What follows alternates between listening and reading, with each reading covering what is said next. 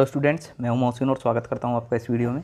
आज के इस वीडियो में हम कक्षा 7 हिंदी के पार्ट 5 के प्रश्न उत्तर करेंगे, जिसका नाम है पापा खो गए। अगर आपने हमारे चैनल को अभी तक सब्सक्राइब नहीं किया तो चैनल को सब्सक्राइब कर लें। शुरू करते हैं। नाटक से पहला प्रश्न है, नाटक में आपको सबसे बुद्धिमान पात्र कौन लगा और क्यों? नाटक में हमें सबसे बुद्धिमान पात्र कौवा लगा। नाटक में हमें सबसे बुद्धिमान पात्र यानी समझदार पात्र, तो नाटक में हमें सबसे बुद्धिमान पात्र कौवा लगा, क्योंकि वह अपने पंखों के सहारे उड़कर सभी घटनाओं की जानकारी रखता है और उसी की सावधानी के कारण वह नन्ही बच्ची दुष्ट व्यक्ति के हाथों से बच जाती है।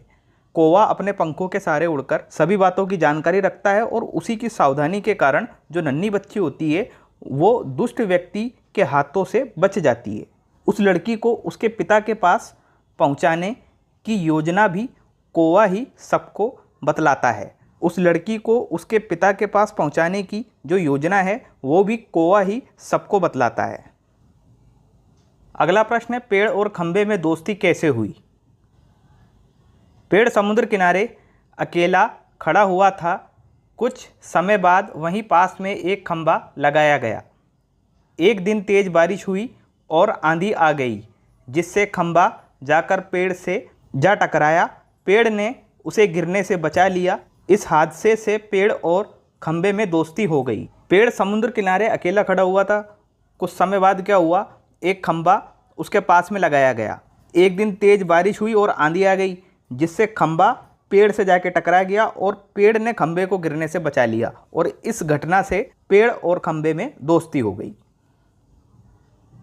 अगला प्रश्न है, लेटर बॉक्स को सभी लाल ताऊ कहकर क्यों पुकारते थे? लेटर बॉक्स को सभी लाल ताऊ कहकर इसलिए पुकारते थे क्योंकि वह पूरा का पूरा लाल रंग से रंगा हुआ था। साथ ही वह चोरी चोरी सबकी चिट्ठियां पढ़कर समाज के लिए चिंतित होता था। लेटर बॉक्स को सभी लाल ताऊ कहकर इसलिए पुकारते थे क्योंकि वो पूरा का पूरा लाल रंग से रंगा हुआ था। जैसा कि आप इस चित्र में देख सकते हो, ये लेटर बॉक्स का चित्र है। साथ ही वह चोरी चोरी सबकी चिट्ठियां पढ़कर समाज के लिए चिंतित होता था, इसलिए लेटर बॉक्स को सभी लाल ताऊ कहकर पुकारते थे। अगला प्रश्न है, लाल ताऊ किस प्रकार बाकी पात्रों से भिन्न है? लाल ताऊ अन्य पात्रों की अपेक्षा पढ़ा लिखा था। सबसे पहले हम ये समझ लेते हैं कि पात्र किसे कहते हैं। किसी भी नाटक या किसी भी कहानी के अंदर जो जो काम करते हैं, जैसे कि पापा खो गए ये जो नाटक है, इसके अंदर कौवा, पेड़, खंबा, लेटर बॉक्स, इन्होंने काम किया है, तो इन सभी को हम क्या कहेंगे? पात्र कहेंगे। इस कहानी में जितने भी पात्र हैं, इन सभी में जो लेटर बॉक्स था, जिसे कि इस नाटक में लाल ताऊ कहा गया है, केवल वही पढ़ा लिखा था। बाकी सारे पात्र पढ़े लिखे नहीं थे। वह दूसरों की चिट्ठियां पढ़कर समाज के लिए चिंतित रहता था। इसके साथ ही उसका रंग लाल था और सभी से मधुर आवाज़ में यानी मीठी आवाज़ में बात करता था। इन कारणों से वह अन्य पात्रों से भिन्न था। अगला प्रश्न है, नाटक में बच्ची को बचाने वाले पात्रों में एक ही सजीव पात्र है, उसकी कौन सी बातें आपको मज़ेदार लगी, लिखिए। नाटक में बच्ची को बचाने वाला एक ही सजीव पात्र कौवा है। नाटक में बच्ची को बचाने वाला एक ही सजीव पात्र यानी जिंदा पात्र कौवा है। कौवे की कुछ मज़ेदार बातें निम्नलिखित हैं। वह दुष्ट कौन है, पहले उसे नज़र तो आने दीजिए।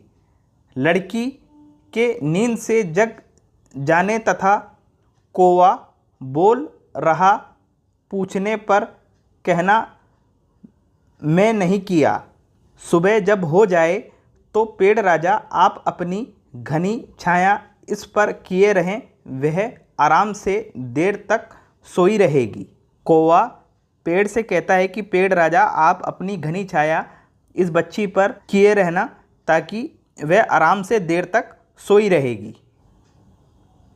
अगला प्रश्न है, क्या वजह थी कि सभी पात्र मिलकर भी लड़की को उसके घर नहीं पहुंचा पा रहे थे? लड़की की उम्र बहुत कम थी और वह बहुत भोली थी, इसलिए उसे अपने पिता का नाम और घर का पता मालूम नहीं था और ना वह बता सकती थी। इस कारण सभी पात्र मिलकर भी उस लड़की को उसके घर नहीं पहुंचा पा रहे थे। लड़की बहुत छोटी थी और वो बहुत भोली थी, इसलिए उसे अपने पिता का नाम नहीं पता था और ना ही उसको उसके घर का पता मालूम था और ना वो बता सकती थी। इस कारण सभी पात्र मिलकर भी उस लड़की को उसके घर तक नहीं पहुंचा पा रहे थे। नाटक से आगे इसमें हम दूसरा प्रश्न देखेंगे। पहला प्रश्न आपको स्वयं करना है। मराठी से अनुदित यानी ये जो नाटक है पापा खो गए, ये नाटक मराठी भाषा में था। इसे मराठी भाषा से बदलकर हिंदी भाषा में किया गया है। मराठी से अनुदित इस नाटक का शीर्षक पापा खो गए क्यों रखा गया होगा? अगर आपके मन में कोई दूसरा शीर्षक हो तो सुझाइए और साथ में कारण भी बताइए। इसका उत्तर देख लेते हैं। मराठी से अनुदित इस नाटक का शीर्षक पापा खो गए इसलिए रखा गया क्योंकि वह खोई हुई बच्ची अबोध थी यानी नासमझ थी, जो अपने घर का पता नहीं बता सकती थी।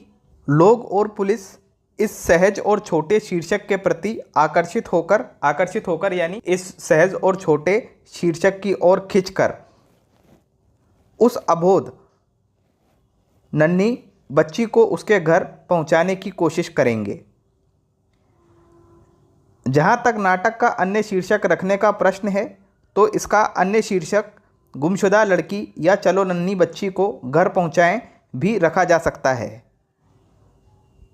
अगला प्रश्न है, क्या आप बच्ची के पापा को खोजने का नाटक से अलग कोई और तरीका बता सकते हैं? हाँ, लाउड स्पीकर द्वारा खोई बच्ची की सूचना देकर समाचार पत्रों में उसका चित्र प्रसारित कर पुलिस में गुमशुदगी की रिपोर्ट लिखवाकर और दूरदर्शन पर उसका सचित्र प्रदर्शन कराकर लोगों का ध्यान आकर्षित कर उसके पापा को खोज सकते हैं। लाउड स्पीकर के द्वारा बच्ची की सूचना देकर समाचार पत्रों में उसका फ़ोटो प्रसारित करवा के और पुलिस में गुमशुदगी की रिपोर्ट लिखवाकर और दूरदर्शन पर उसका फ़ोटो के साथ में प्रदर्शन कराकर लोगों का ध्यान उसकी ओर खींचकर उसके पापा को खोज सकते हैं। अनुमान और कल्पना।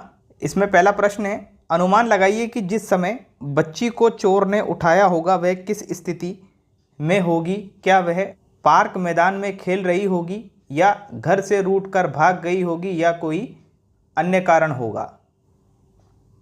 मेरे अनुमान से बच्ची उस समय सो रही होगी।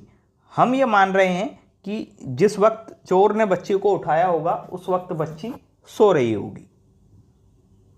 अगला प्रश्न है, नाटक में दिखाई गई घटना को ध्यान में रखते हुए यह भी बताइए कि अपनी सुरक्षा के लिए आजकल बच्चे क्या क्या कर सकते हैं। संकट के रूप में नीचे दिए गए कुछ उपाय सुझाए जा रहे हैं। आप इससे अलग कुछ और उपाय लिखिए।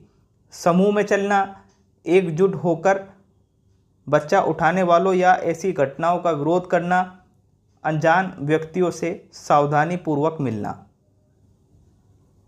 इसका उत्तर है, बच्चों को अपने माता पिता का नाम व घर का पता मालूम होना चाहिए। बच्चों को अपने पड़ोस में भी किसी का नाम व किसी प्रसिद्ध जगह का पता होना चाहिए। बच्चों को अपने घर के टेलीफोन या मोबाइल नंबर याद होने चाहिए या एक कागज़ में लिखकर जेब में रखना चाहिए।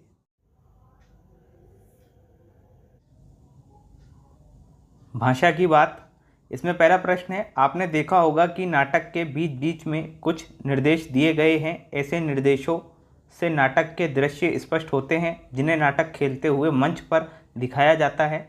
मंच यानी आसपास की जगह से थोड़ी ऊंची जगह जहां पर कलाकार अपनी कला दिखाते हैं उसे हम मंच कहते हैं। जैसे सड़क, रात का समय, दूर कहीं कुत्तों के भौंकने की आवाज़। यदि आपको रात का दृश्य मंच पर दिखाना हो तो क्या क्या करेंगे सोचकर लिखिए।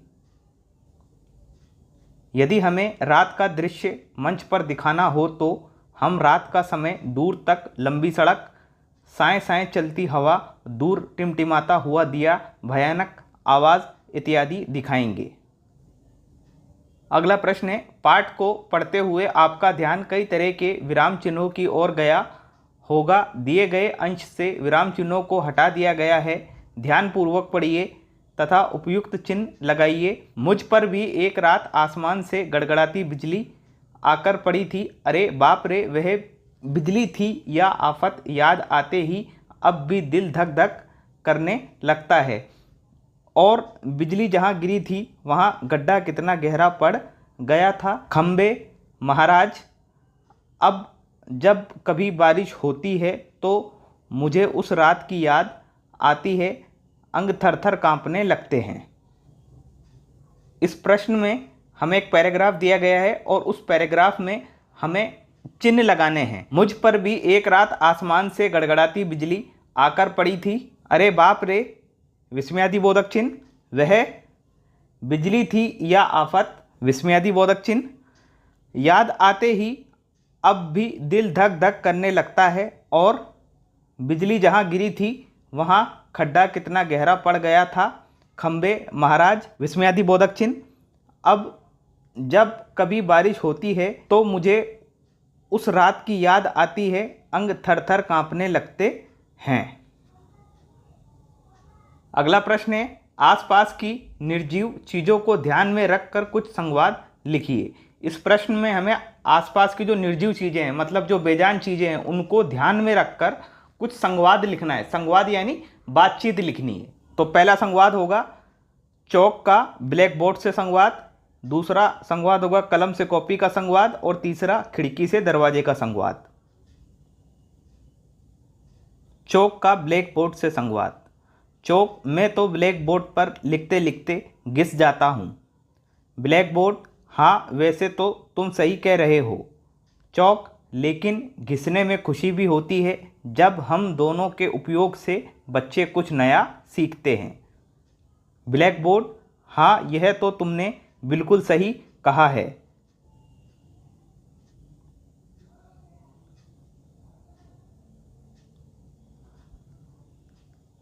कलम का कॉपी से संवाद। कलम, तुम्हारा पेज सफ़ेद है ना, इसलिए मेरे नीले रंग की लिखावट तुम पर बहुत सुंदर लगती है। कॉपी, अब लिखना बंद करो, ये पेज भर गया है, अब दूसरे पेज पर लिखना शुरू करो।